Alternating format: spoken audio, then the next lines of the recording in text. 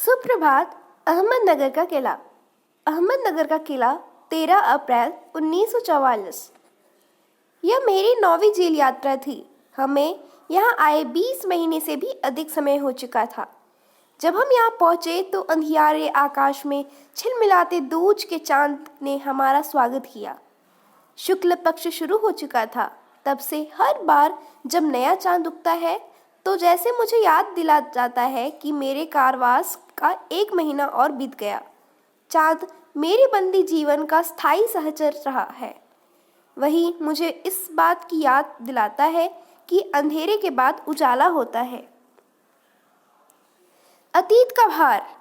दूसरी जेलों की तरह यहाँ अहमदनगर के किले में भी मैंने बागवानी करना शुरू कर दिया।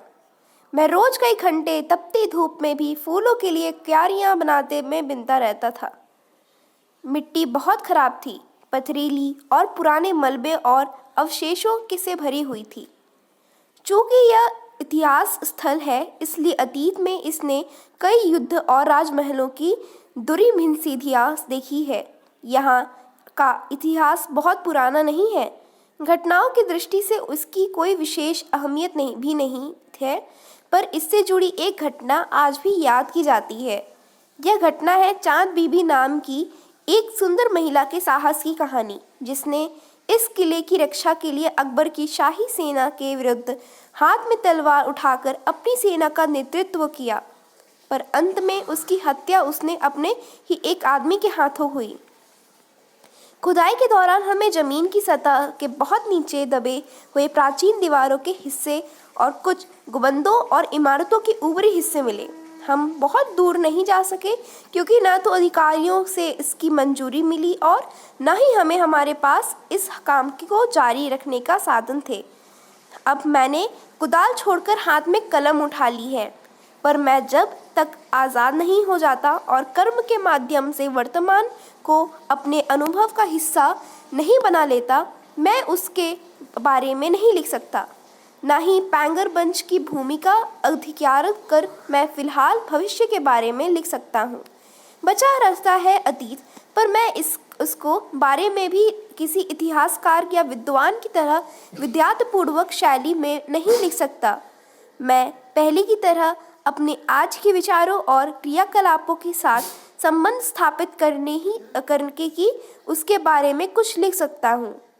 गेटे ने एक बार कहा था कि इस तरह का इतिहास लेखन अतीत के भारी बोझ से एक सीमा तक राहत दे देता है। अतीत का दबाव भला हो या बुरा, दोनों तरह अभिभूत करता है।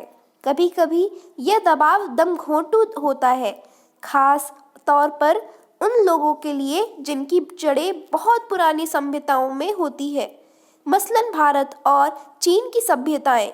आखिर मेरी विरासत क्या है? मैं किन बातों का उत्तराधिकारी हूँ? क्या उन सब का जिसे मानवता ने दसियों हजारों साल के दौरान हासिल किया?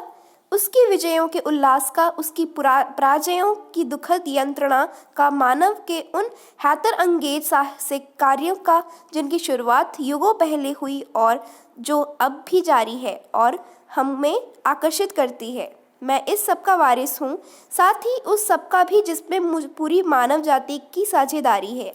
हम भारतवासियों की विरासत के में एक खास बात है जो अनोखी नहीं है, क्योंकि कोई व्यक्ति औरों के एकदम अलग नहीं होता। अलबत्ता एक बात हम लोगों पर विशेष रूप से लागू होती है, जो हमारे रक्त, मांस और अस्थियों में समाई है। इसी विशेषता से हमारा वर्तमान रूप बना हो और हमारा भावी रूप बनेगा। इसी विशिष्ट विरासत का विचार और वर्तमान पर इसे लागू करने की बात एक लंबे अरसे से मेरे मन में घर किए है। मैं इसी के बारे में लिखना चाहता हूँ। विषय की कठिनाई और जटिलता मुझे भयभीत करती है। मुझे लगता है कि मैं सतही तौर पर इसका स्पर्श ही कर सकता हूँ। सो बच्चों, धन्यवाद आपका। अगर आपको ये वीडियो पसंद आए तो प्लीज़ इसे लाइक करिए, शेयर करिए और सब्सक्राइब करिए और नीचे दिए गए बेल आइकन को भी ज़रूर क्लिक करिएगा। धन्यवाद।